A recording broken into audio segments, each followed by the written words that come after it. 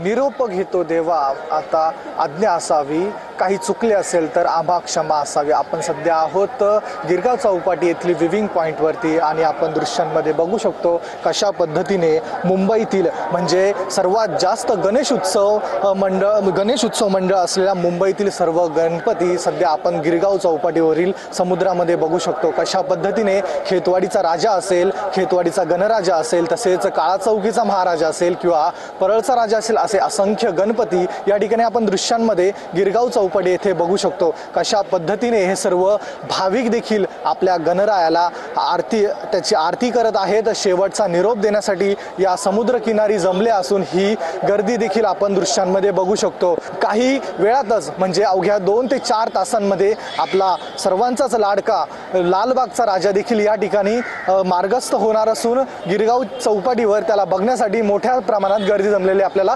पाहायला मिळते। Camera person Ajay मोहितेसह मी Hrithik Ganakwar, TV9 Marathi, Mumbai. Girgaon चौपाटीवर आता धामधूम बघायला मिळते विसर्जनाची।